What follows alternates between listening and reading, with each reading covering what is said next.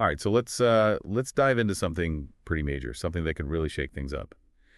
Imagine waking up one morning, reaching for your phone to scroll through TikTok. Mhm. And it's just gone. Poof. That's a real possibility for over 170 million Americans, all because of this recent court decision. Yeah, and this isn't just, some internet drama. This is a US appeals court. They're upholding a law that Mhm. could force ByteDance, which is TikTok's parent company, to sell the app. They have to sell it to a non-Chinese company, and they have to do it by January 19th, 2025. Or TikTok could vanish, gone from US app stores. Wow, so that's a pretty big deal, right? I mean, we're not just talking about missing out on the latest viral dance trends. This could impact people's livelihoods, like content creators. A lot of them have built their careers on TikTok. And small businesses. Right. They rely on it for marketing. Yeah, exactly. For a lot of people, TikTok isn't just an app. It's how they make a living. It's how they connect with people. It's a creative outlet. So this potential ban, it has a lot of people feeling anxious. Hmm. Anxious about what the future holds. Mm. I bet, yeah. Yeah. Okay, so let's get into why this is even happening. This all boils down to national security concerns, right? Right.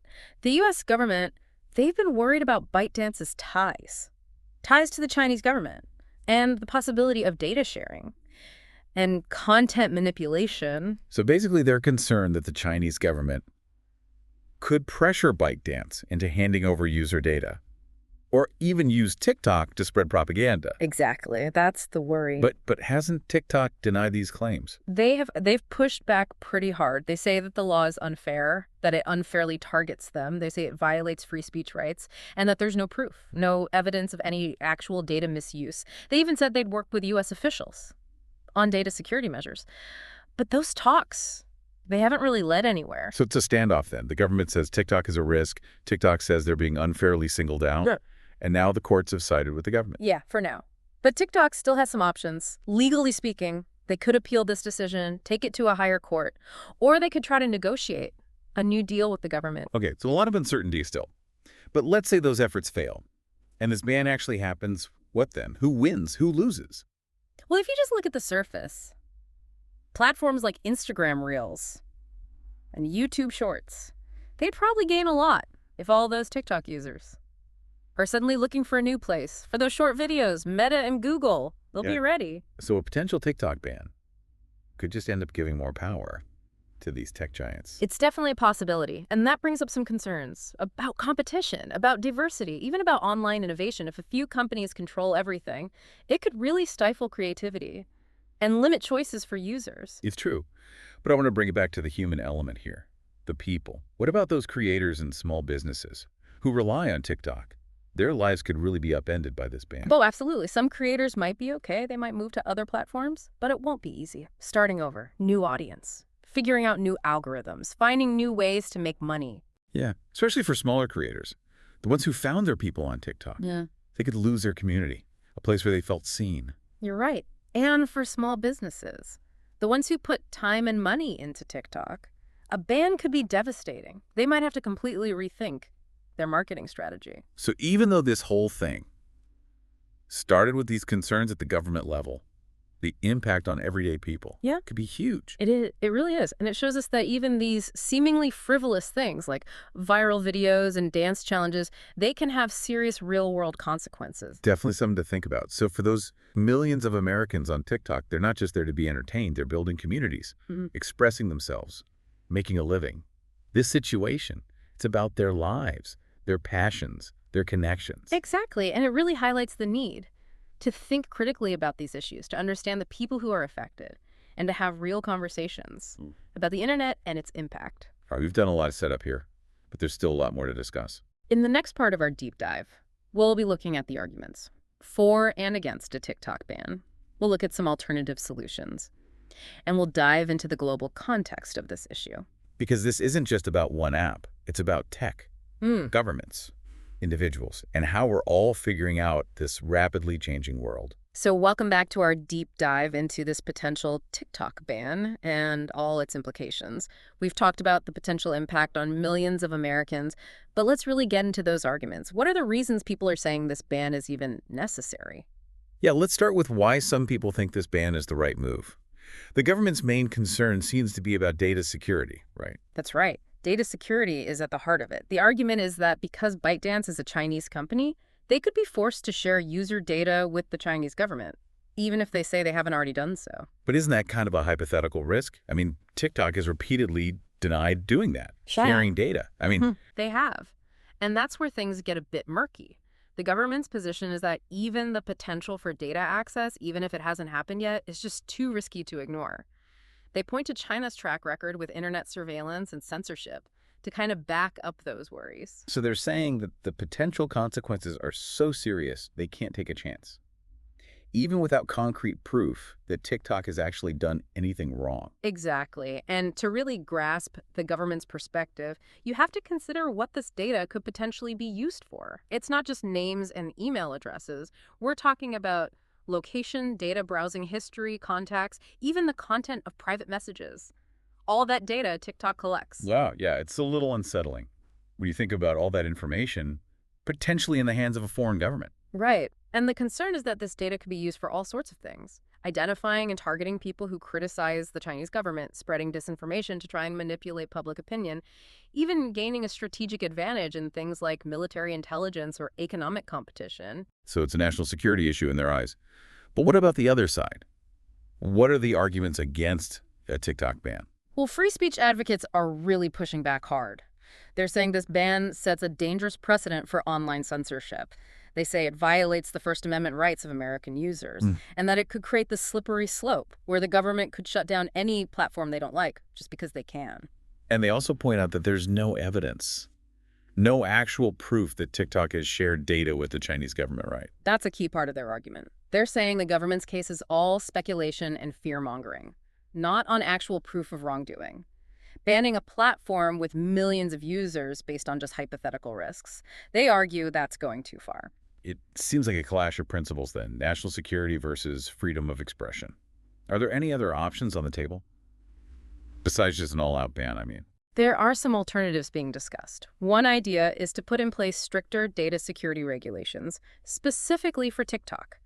This could mean things like independent audits to make sure they're actually following data protection rules, and big penalties for any violations. So basically making TikTok prove that they're handling data responsibly, with some teeth to those rules. Right.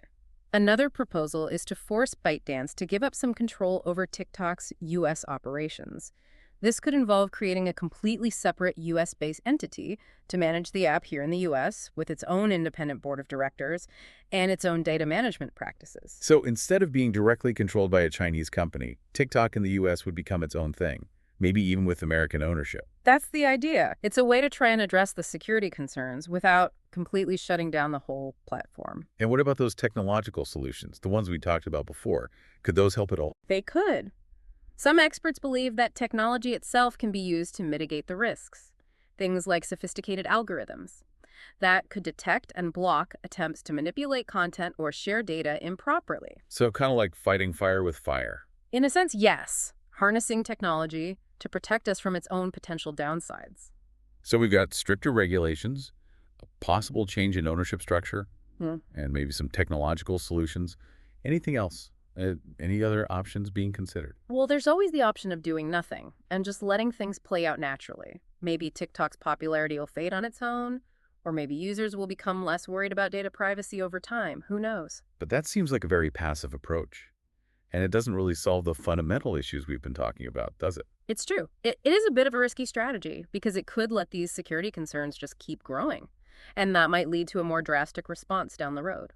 It's a lot to consider. It feels like no matter what, there are potential downsides. It does. It's a tough situation. And that's what makes it so challenging. There are no easy answers. And whatever decision is made, it's going to have both positive and negative consequences. So for those millions of Americans on TikTok, the stakes are incredibly high. Their livelihoods, their creative expression, their communities, all hanging in the balance. It is. It's important to remember that this isn't just some abstract policy debate. This is affecting real people's lives. And speaking of real people, let's talk about the economic side of this. If there is a ban, what could the ripple effects be? A ban would definitely have a major impact, both for TikTok itself and for the wider digital economy. TikTok is a massive platform, millions of users, billions of dollars in revenue, a ban would likely lead to a huge exodus of users and advertisers, leading to significant financial losses for the company. And what about those creators and businesses we talked about, the ones who rely on TikTok for income? That's a huge concern. We've talked about how creators might have to start over on other platforms, but there's also the question of monetization. TikTok has its own system for creators to earn money, and it's not clear if other platforms can or will even try to replicate that. So creators aren't just facing a potential loss of audience, but also a potential loss of income as well. Exactly. And for businesses, I see.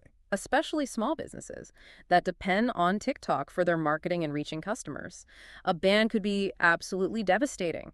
They've put time and money into building a presence on TikTok, and suddenly that investment could be worthless. Yeah, it'd be like pulling the rug out from under them. They'd have to find completely new ways to connect with customers and promote your products. It would be a huge challenge. And the economic fallout, it goes beyond just TikTok and its users. Yeah. A ban could have a real impact on the entire U.S. economy. TikTok has created jobs and fueled economic activity.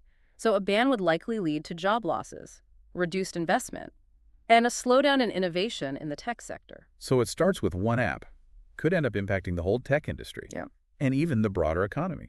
Exactly. It shows how interconnected everything is in the digital world. Changes in one area can have a domino effect on others. We've covered a lot of ground here, from security concerns to free speech to the potential economic impact. We have. But there's one more layer to this whole thing that we need to talk about, the global context. This isn't just a U.S. issue. What do you mean? Well, TikTok has been facing similar scrutiny and challenges in other countries around the world. It's already been banned in India, and there are talks of potential bans in several European countries. So the U.S. isn't alone in trying to figure this out. Not at all. Many governments around the world are dealing with this same dilemma: how to balance national security with individual rights. When it comes to these powerful new technologies, they're all trying to find a way to protect their citizens without stifling innovation or limiting free expression. It really does feel like this is becoming a major issue of our time. It is. The rise of social media platforms like TikTok has created all these new challenges that Yeah. we're all still trying to understand and address. Lots to unpack here. It feels like we've only just scratched the surface. Okay, so we've talked about the risks, the arguments, the possible solutions, but what does the future actually hold for TikTok? And more importantly, for all those people who use it here in the U.S. Well, that's the million-dollar question, isn't it? No one really knows for sure, but we can look at some of the most likely scenarios, and each one has pretty big implications. Let's start with the most obvious one. If TikTok actually gets banned, what happens to all those users? The simplest answer is they go somewhere else. Platforms like Instagram Reels and YouTube Shorts are already in a great position to take in all those TikTok users. They've got the setup ad and the resources, and people are already familiar with them. So it's like a digital land grab almost. Yeah, you could say that. But this scenario does raise some concerns. If those big companies get even bigger, what happens to competition and innovation? Do we end up with fewer choices online? Less diversity in what we see and how we interact? That's a good point. Especially for those creators who are making a living on TikTok. They'd have to start all over again on a new platform and hope that their audience follows them. Exactly. And even if they can rebuild their audience, there's no guarantee they'll be able to make money the same way TikTok has its own system for creators to earn income, and it's not clear if other platforms will be able to or even want to copy that. So for some creators, especially those who found a really specific niche on TikTok, this ban could really hurt them. Yeah, it's true. And it shows how much power these platforms have. Creators are kind of at their mercy. If a platform disappears or even just changes its algorithm, it can have a huge impact on their livelihoods. Okay, so that's one possibility. The big platforms get even bigger. What else could happen? Well, it's possible that a TikTok ban could actually create space for a new competitor to come in. Maybe a new platform pops up that's designed specifically for those TikTok users who lost their home. It could offer similar features and maybe even try to fix some of those problems that led to TikTok's downfall. So a kind of a phoenix rising from the ashes. Do you think a newcomer could really shake things up and compete with those giants? It'd be tough, but it's not impossible. Remember, TikTok itself was once the newcomer. It came out of nowhere and changed the whole social media landscape. That's true. But even with a new platform, those concerns about data security and content control wouldn't just disappear, right? Definitely not. In fact, a new platform might face even more scrutiny, especially if it's trying to be the next TikTok. And that brings us to a really important takeaway from all of this. It's not just about TikTok. These issues about data privacy, content moderation, and the power of tech companies, they're not going away. It's like we're at a turning point. We have to figure out what kind of digital future we want. Absolutely. These questions go beyond just one app.